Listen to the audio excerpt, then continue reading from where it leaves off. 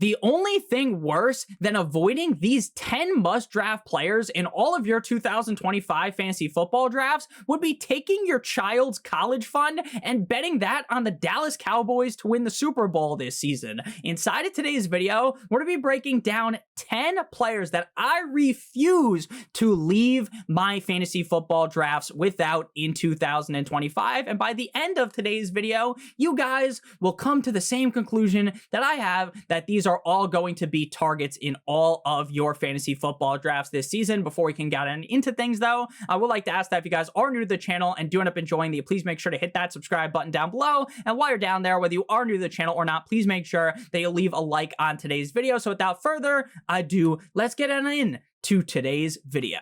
We begin with the first player that I refuse to leave fantasy football drafts without, and that is going to be Nico Collins, wide receiver of the Houston Texans, currently coming off the board on Sleeper as the wide receiver number 7 at pick number 10, so the 10th overall pick inside of the first round. Now, Nico Collins was a guy that I was giving the gawk 9,000 special, metaphorically, of course, to all of last summer. I talked up Nico Collins. I've been a Nico Collins truther for a very long time.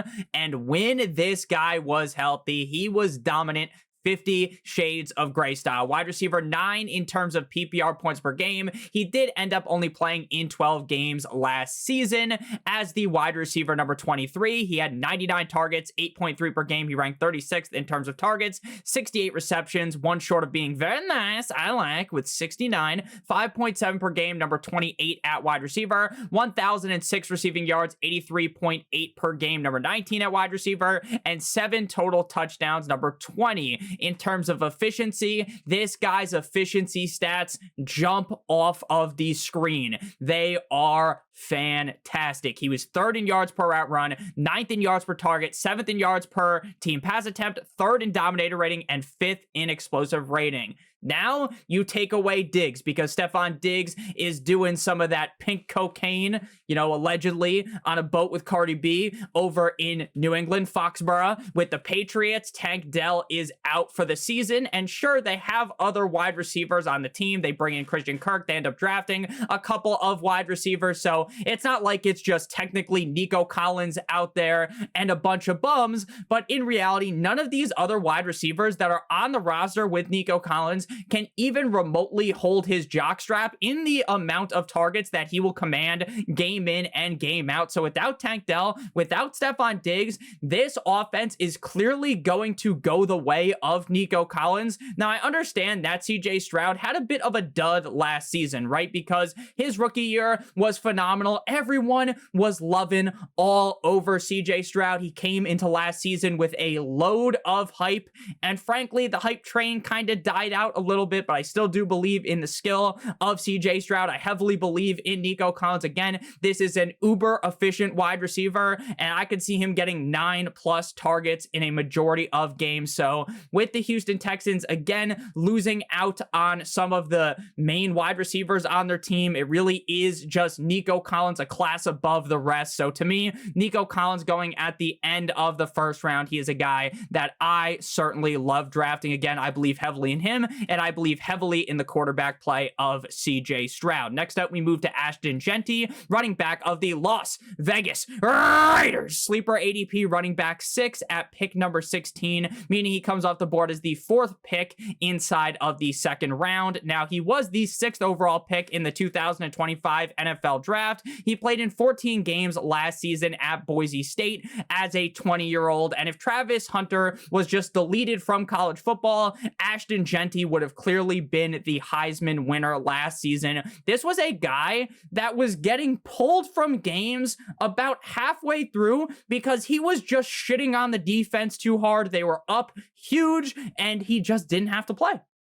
This was a guy that was averaging 185.8 rushing yards per game. Nick, he did it at Boise State. Nick, that's not the SEC. Blah, blah, blah, blah, blah. I get, right, this isn't the best competition he was going up against, but when you are putting belt to ass like Ashton Jeanty, to me, even if the competition is worse, I really believe that this is a guy that will translate his skill to the NFL level very, very seamlessly. Last year, 374 carries for 2,601 yards, 7 yards per carry, and 29 rushing touchdowns. He also had 23 receptions for 138 yards and a touchdown. Again, he averaged 185.8 rushing yards per game, and he is not a one-hit wonder. In 2023, in 12 games, he had 220 carries for 1,347 yards and 14 touchdowns with 43 receptions for 569 yards and 5 touchdowns. Ashton Jeanty will be used as a bell cow running back from day one. I fully understand the Las Vegas Raiders aren't the best offense on earth. They don't have the best quarterback on earth, in my opinion. This is not going to be one of the best offenses in the NFL, but I think they could finish middle of the road, and I think Ashton Jeanty is going to be seeing so much volume. He's a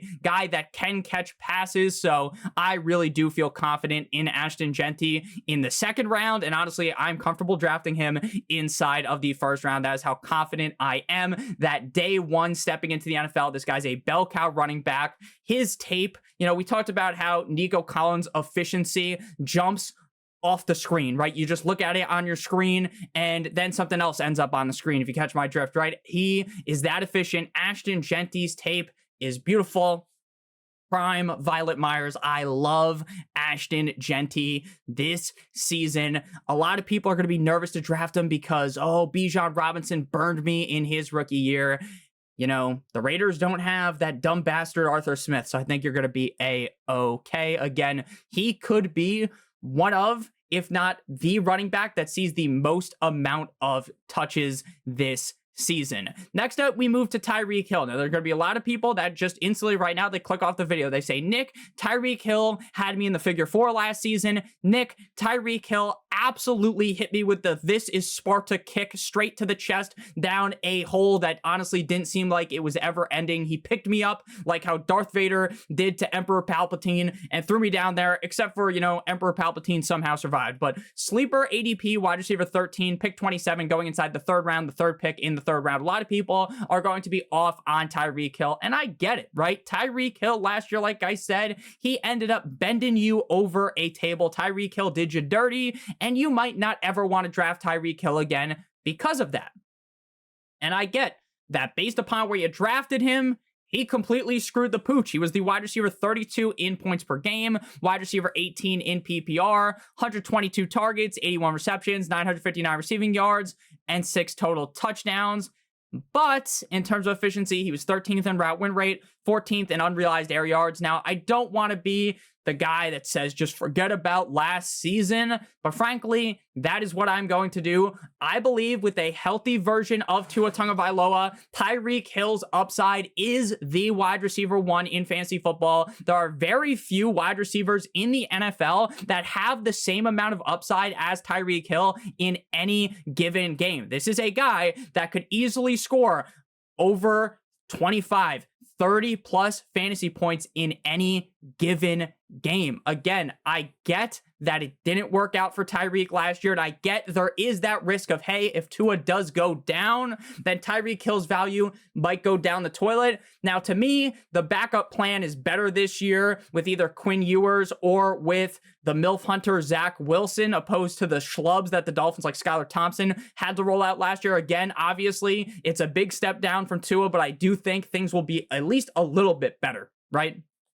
If Tua does end up going down. So the hope here would be you're getting a 3rd round discount. You're getting a multiple round discount now on a guy that was on top of the world just 2 years ago in terms of fantasy football. This is a guy that is still able to get open. I understand, look, the stats aren't as good, and Nick, he's getting older. If you watch the game film from last year, he was still able to get open. The quarterback play was just complete and utter dog shit. So Tyreek Hill, if Tua is able to stay healthy, this guy could easily be the number 1 wide receiver in fantasy football. He's coming off the board outside the top 12 of the wide receiver position, outside of the top 2 rounds. I get that this is not a super super safe pick. I get that this isn't a condom wrap type of pick here. This isn't a super safe pick. We all know Tyreek doesn't use condoms either. That's why he's got a Phillip Rivers amount of kids out there. But again, Tyreek Hill, you might be so sad about what happened last year. You might feel, you might be walking strange, walking a bit funny after what Tyreek Hill did to you last season. But I do fully expect that Tyreek Hill bounces back, and I believe in Tua Tagovailoa just force feeding him the ball when he is healthy. Next up, we move to T. Higgins, wide receiver of the Cincinnati Bengals, sleeper ADP wide receiver 14 at pick 28 at the 3.4. Now, if you can't get Tyreek, I do believe that T. Higgins is a great pick inside of the third round. Now, I get Nick Tyreek's the wide receiver 1 on his team. T. Higgins plays second fiddle behind Mr. Jamar Chase. But there's something very important to understand about T. Higgins, and that is that the defense of the Cincinnati Bengals absolutely reeks to high heaven. You can pull the depth chart up on your phone or on your computer, and you can just smell the stench through the screen. It was like that episode of SpongeBob where he heavily reeked, right? We all know that episode, right? The stench of the defense is unreal. And when your defense is that bad, you're going to have to throw the ball a lot. Why? Because if your defense is getting speared game in and game out, the offense is going to have to step up. We saw very, very high scoring games out of the Bengals offense last season. Joe Burrow is a quarterback that I heavily believe in. And we saw T. Higgins finish last season as the wide receiver 6 in PPR points per game, while Jamar Chase was on top of the world. So both of these guys can coexist. This is an offense where the wide receiver 1 and the wide receiver 2, in my opinion, can easily finish inside of the top 8, at minimum the top 12 at the wide receiver position, and you can get him outside of the top 12 at wide receiver. Now, T. Higgins did deal with some injuries last season, so he only finished as the wide receiver 17 in PPR. He played in 12 games. He missed 2 with a hammy and 2 with a quad strain last season. He had 109 targets. He was averaging 9.1 targets per game, 73 receptions, 6.1 per game, 911 receiving yards, 75.9 per game. And defenses were having to call 911 in the middle of games because of how T. Higgins and Jamar Chase were burning right past them. They could not stop them. I'm a big believer in Joe Burrow. I'm a big believer that even if Jamar Chase plays 17 fucking games, T. Higgins could easily finish inside the top 12. 10 touchdowns last year, 21st in dominator rating, 5th in red zone targets, 9th in target quality rating, 16th in contested catch rate, 20th in yards per team pass attempt, 24th in fantasy points per route run. Again, I get that Jamar Chase is the king of this offense. I get that Jamar Chase gets all of the hype, and everyone just loves to talk up Jamar Chase, and rightfully so, right? Because he is the best wide receiver on this team, but T. Higgins is very good as well. Again, this is an offense that's going to have to be throwing a ton late in games, and T. Higgins is going to be heavily involved. And when you have an accurate quarterback, a great quarterback like Joe Burrow, this is a recipe for great success out of T. Higgins and friends in Cincinnati. Next up, we move into the 4th round here. We're just in the 3rd round with T. Higgins and Tyreek Hill. We got George Kittle, me Timbers, tight end of the San Francisco 49ers, sleeper ADP tight end 3, pick 41 at the 4.5. Now, George Kittle was a guy that I have been fading for years.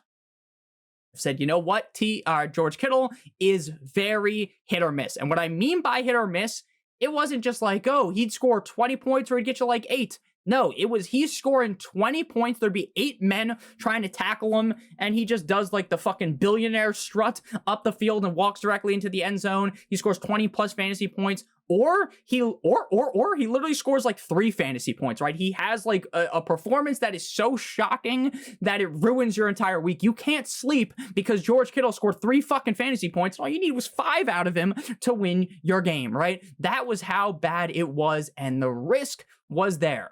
But last season, George Kittle showed us that he could be very, very consistent. He was the tight end 3 in PPR and the tight end 1 in terms of points per game.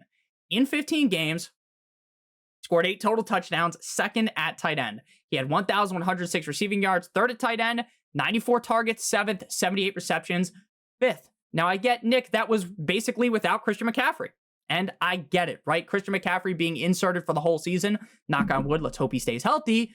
Then George Kittle, might lose some of the safer dump offs. But this is a team that is running a wide receiver core of Brandon Ayuk. Who do you trust Brandon Ayuk? Right? Is Brandon Ayuk even going to be healthy for week 1? Juwan Jennings. Now, I like Juwan Jennings.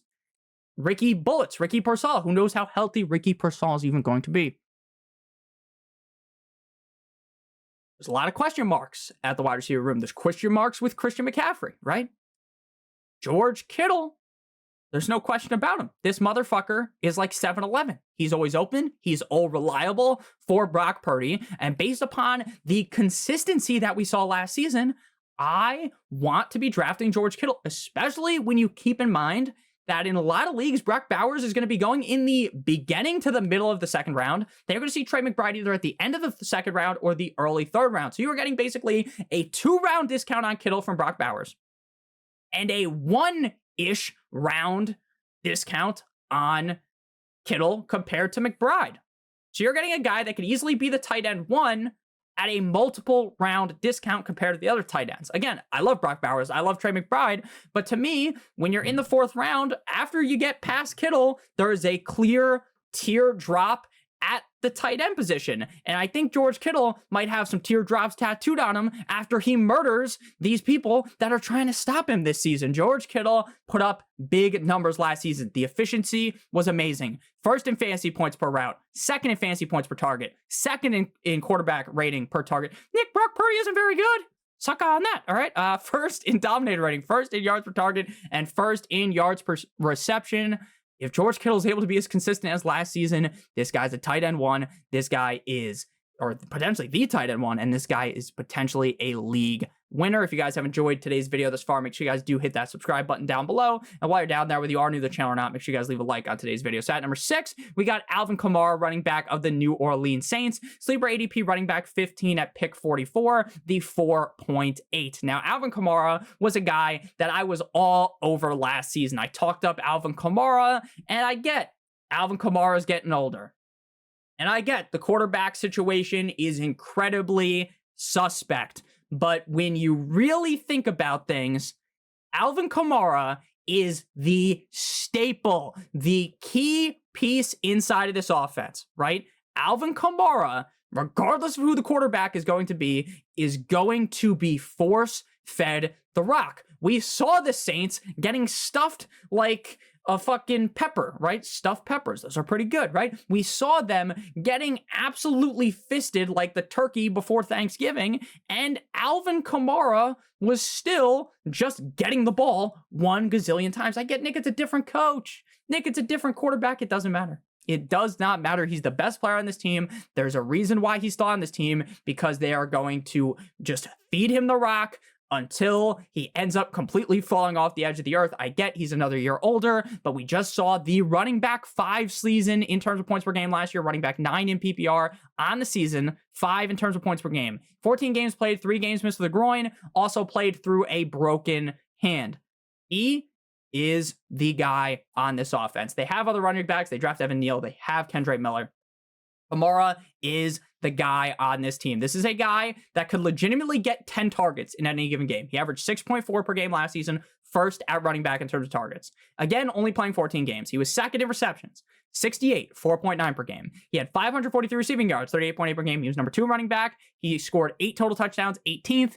He was 17th in carries. He had 950 rushing yards, 19th. Again, he scored 8 total touchdowns on an offense that wasn't very good. Now, I'm not going to sit here and pretend like, oh, he's guaranteed to score 16 touchdowns. He's going to double that. I don't think so. But I think he could easily score 8 again. And I think his path towards being a reliable running back 1 yet again is very, very clear. 8th in explosive rating, 1st in target share, 12th in dominator rating. Don't overthink Alvin Kamara because he's a little bit older. Don't overthink Alvin Kamara because the quarterback situation, Tyler Shuck's going to be dumping the ball off to this motherfucker all game long. Maybe it's Spencer Rattler instead. Doesn't matter. Alvin Kamara is going to be getting the ball all game long. Do not overthink. Don't get cute. Just draft Alvin Kamara.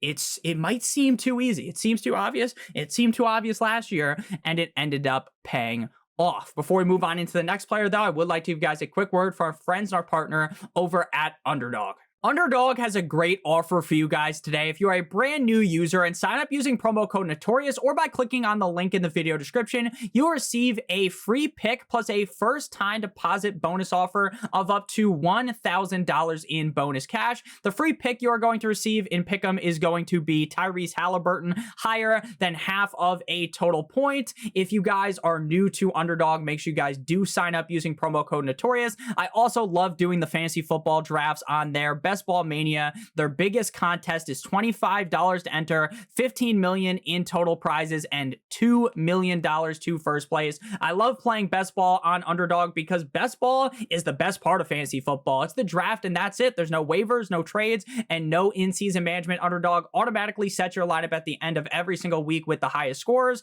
They also have contests for lower buy-ins, so make sure you guys do check out Underdog. Promo code Notorious to receive your free pick plus a first-time deposit offer of up to $1,000 in bonus cash. Back on into things here, we move to DeAndre Swift. Now, DeAndre Swift is a guy that I have been fading. I faded him last year, and I felt like that was the right decision. It wasn't that great of a season out of DeAndre Swift, and we're continuing to kind of see him keep falling down draft boards. ADP right now in Sleeper, running back 29 at pick 79, the 7.7 over on Sleeper. Now, DeAndre Swift has a past, he has a history with Ben Johnson, and while I do like Roschon Johnson, and I really, again, I don't think DeAndre Swift is this super elite running back, this is a guy that evaded every single bullet that was possibly shot his way all offseason. He was doing the fucking Matrix move, right? This is a guy that didn't get anyone to join his backfield of consequence. Now, maybe DeAndre Swift, or maybe 9-inch Nicholas Chubb, no, I said DeAndre Swift, maybe J.K. Dobbins, or maybe 9-inch Nicholas Chubb end up joining this backfield, right? And then we kind of want to reverse this take. But as things are sitting right now, DeAndre Swift is the best running back on this team, a team that I would project to be a whole lot better offensively compared to last season due to the head coaching change, getting out that bum who was the head coach last year, bringing in Ben Johnson, and I believe Caleb Williams going to take that sophomore. It's not going to be a schlump. It's going to be that next step up. And DeAndre Swift, again, doesn't need to be this super great running back to succeed in this system, especially since we do believe, and I believe you should believe, that DeAndre Swift is a good enough pass catcher to make up for maybe some of his inefficiencies in carrying the rock. Again, he was 59th in true yards per carry last season, but he was 8th in terms of routes run. Again, it is very important that DeAndre Swift is sucking in targets, and he is going to do that. He is the best pass catching back on this team, and he is the best overall running back. Again, I don't think that DeAndre Swift is some super elite running back. Honestly, I think he has been a bit of a disappointment compared to what we thought he would be like coming out of college when he joined the Detroit Lions. But none of that really matters if you're going to be the RB1 on an offense that we project to get better, where you're coming off the board as the running back 29. Again, when you're right before there's like a really big fall off at the running back position, if you went wide receiver heavy a little bit early, or you want to snag a third running back that could be a flex worthy guy week in and week out and has that top 12, top 18 upside game in and game out, because again, I really do believe the offense is going to be better, then DeAndre Swift is going to be your guy. Again, I'm not going to sit here and pretend that I really think DeAndre Swift is some great running back, because I just don't believe it. And there's going to be people like that'll be like, Nick, last year you shit all over DeAndre Swift. You literally like were dancing on the guy's grave. Like, yeah, I really didn't like him last season. He was fine. He really is just going to be a top 20, in my opinion, a top 24 running back most weeks. And the upside is very high due to the offense getting better. So I do like DeAndre Swift a ton this season. Next up, we move to Jakobi Meyers, wide receiver of the Las Vegas Raiders. Sleeper ADP wide receiver 40 at pick 88. 8.4, so the fourth pick inside of the 8th round. Now, Jakobi Meyers has been a guy that's just been getting slept on consistently in fantasy football for a very long time, from his time back in New England with the Deflatriots and now his time with the Raiders. Again, this motherfucker was the wide receiver 23 last year in points per game, wide receiver 19 on the season with Gardner Minshew and friends playing quarterback. The guy that looks like Farva, is that his name, from fucking Super Troopers, was playing quarterback last year for the Raiders, right? They didn't have a great quarterback room. Now, I get, Nick, Geno Smith isn't that good either. I know. I know. I don't think Geno Smith is very good, but it doesn't matter because it's just going to be better quarterback play. You look at the wide receiver room, they got Jack Besh. Who else do they have? Like try to think about it. Who else do they have that like Trey Tucker the fucker? He's going to be the guy that steals volume away from Jakobi Meyers. Now, Nick, they have Brock Bowers and Ashton Jeanty. Yeah, of course they do. But Jakobi Meyers is the wide receiver one on this team and could easily get the same amount of target share he had last season, which was he had 8.6 targets per game. I could very easily see him getting a similar number to that this season. He played in 15 games. He missed 2 games with an ankle injury. He had 129 targets, 15th at wide receiver, 87 receptions, 12th. He was 17th in receiving yards, and he only scored 4 total touchdowns, 49th. I don't really project Jakobi Meyers to turn into fucking Megatron in the red zone, right? I don't project him to turn into this ball hawking red zone, receiver. He actually is pretty good at contested catches. He ranked 15th in contested catch percentage. I just don't really see them throwing the ball a ton to him in the red zone. I just really don't. He was 19th in expected points added. This is a guy that's coming off the board as the wide receiver 40. That's going to be a reliable flex option basically every single week with top 18, top 24 upside. Again, it seems like a lot of people just seem to think you think Jakobi Meyers, you think Raiders, and you just don't draft him. Like, that has to be what people are thinking. Why else would he be going this far down in the draft? Why else would he be? Why?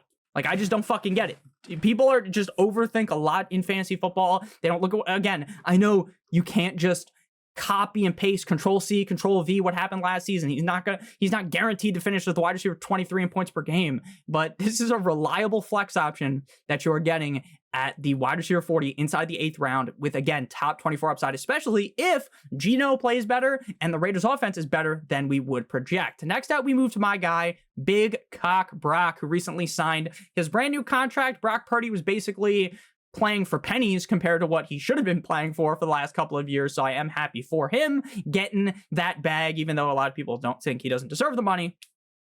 Debate with the wall. Don't matter to me if you think he deserves the money or not. We're talking about fantasy here. And Brock Purdy is a steal as the quarterback 13, pick 106, the 9.10. Again, we talked about how, the other receivers around Kittle are kind of spotty. Sure, they are, like, on a game in, game out standpoint, but he has a solid wide receiver core, like, in terms of the fact that Kittle's there, McCaffrey's there. I like Juwan Jennings. If Ayuk is healthy, he could be really good. Purcell has the upside, right? Brock Purdy has the easiest schedule, in my opinion, in the NFL. If you look at the 49ers schedule, there is going to be some banger performances out of Brock Purdy, some big games. Now, Brock Purdy is not Kyler. He's not Lamar. He's not Hurts. He's not going to go out there, fucking break some guy's ankles, juking them out. Their shoes fall or their cleats fall off. He fucking decleats them, right? That's not going to happen. But Brock Purdy has sneaky rushing upside again. He's not going to run the ball like the 4th most or the 5th most. He's probably going to get similar to what he did last year, 66 carries, 12th, 323 rushing yards, 11th, and 5 rushing touchdowns, 7th. If he puts up similar numbers, you're going to be happy. Again, Brock Purdy is not some elite quarterback, but he was 6th in QBR last year, 14th in red zone accuracy rating, 3rd in yards per attempt, 8th in fantasy points per dropback. Again, with a very injured 49ers team. With a team that was like, you blink and 4 guys are getting stretchered off the field, right? There was a whole lot of injuries last season, and Brock Purdy still got a whole lot of money, like that AB song, in the offseason. He was the quarterback 13 last season, 10 in points per game. Again, Brock Purdy, despite the fact that he's not this great quarterback in the eyes of most people, this is a guy that could easily finish inside the top 8. You're getting him outside the top 12 at the quarterback position. So if you're punting Pat McAfee style, the quarterback position, Brock Purdy is the perfect late round get. And in leagues where people aren't drafting 2 quarterbacks, like if you're in more of a sharper league, you might be able to pick Purdy with your last pick. Now, a lot of leagues aren't like that, right? The 9th round feels fair to me, but I'm just saying, if you are in a more sharp league, maybe they've caught on to Brock Purdy like you have, but in those leagues, like where everyone only takes 1 quarterback, which is kind of my strategy, you can actually, and Brock Purdy is like a phenomenal quarterback too in a super flex or 2 quarterback league. 455 passing attempts last year, 3,864 passing attempts, 20 passing touchdowns, 12 interceptions. Not the best touchdown to interception ratio, right? We like to, instead of pump those numbers up, right? We want to decrease. I guess we want to pump the touchdown number up. Call up Tom Brady and deflate the interception number. 4.4% passing touchdown rate. I definitely think that increases. So Brock Purdy, again, super reliable late round quarterback. Final guy we discuss here is going to be Tucker Kraft, mac and cheese, tight end of the Green Bay Packers. Sleeper ADP, tight end 15 at pick 115, the 10.7. Tight end 10 in PPR last season, tight end 14 in terms of points per game. Now, the reason why I like Tucker Kraft is because once you start to get outside of the Kittle, the Bowers, the McBride, and then once you fall past, the Janu, the Njoku, the Ingram, the Kelsey, it starts to become like a real minefield at tight end. And to me, Kraft is on a team that frankly doesn't have a wide receiver one. Like, let's just be honest. Like Matthew Golden, Jaden Riley-Reed, they have the upside, right? There, maybe they finally start operating with one wide receiver. But what they really do is they use wide receiver by committee. And that's just something I'm going to say all summer long. Like that Kid Rock song. They really do. They utilize multiple wide receivers. Again, every team utilizes multiple wide receivers, right? But they don't have like that clear wide receiver one, right? You think of the Vikings, you think of Justin Jefferson. You think of the Dolphins, you think of Tyreek Hill. You think of the Bengals, you think of Jamar Chase, right? You can name a lot. The Jets, who is it? It's Garrett Wilson, right? The Commanders, Terry McLaurin. You can just name any team. The Bears, DJ Moore, right? It's easy. It's an easy game to play. The Packers, who is it? Who is it, right? I guess my answer would be probably Jaden Reed. That would be what I would say, but it's not like Jaden Reed, like instant answer. Like you kind of have to think about it, right? Who really is it? So Kraft is in an offense that I think can be better than what we saw last season, especially because Jordan Love did end up getting hurt earlier on the season. So I think if we end up getting a healthy season out of Jordan Love, I think the upside there is that Jordan Love is a really good quarterback, and the upside for Kraft is to smash tight end 15 as the ADP. He was the tight end 10 last year, 14 in points per game. There was some inconsistency, but we did see some very high highs out of Tucker Kraft last season. And again, the stats aren't amazing. 70 targets, 50 receptions, 707 receiving yards, 7 total touchdowns, which was 4th at tight end. The receiving yards were 7th. So if we can just get some more targets for him, 18th, some more receptions, the targets come with the receptions, we could really see a huge smash season out of Tucker Kraft. 2nd in yards per route run, 2nd in yards per target, 2nd in terms of yards per reception, 6th in yards per team pass attempt, 4th in target separation, 7th in dominator rate, 3rd in fantasy points per target, and 3rd in fantasy points per route. I apologize. 4th in fantasy points per target. Just get him the ball more. It's really that simple, right? They look at the same shit that I look at, right? This is readily available information. The coaches are going to be able to figure this out. Matthew LaFleur can figure this out. Give the ball more to Tucker Kraft, and you're going to have some great success. So, again, when you're picking at the tight end 15 range, the best part about this is if they just completely stop utilizing Tucker Kraft for some reason, then you know what you can do? You can just fucking cut him because you drafted him as the tight end 15, and the upside really is a top 8, top 5 finisher at the tight end position. So thank you guys all so much for watching. If you end up enjoying, make sure you guys hit that subscribe button like it owes you some money. Leave a like on today's video to help me out a ton. If you want to follow me on Twitter or X, please do so at NotoriousFantasy. Check out one of the videos on the screen if you haven't seen them already. I love you long time. Hope you have a great one. And as always, good boy.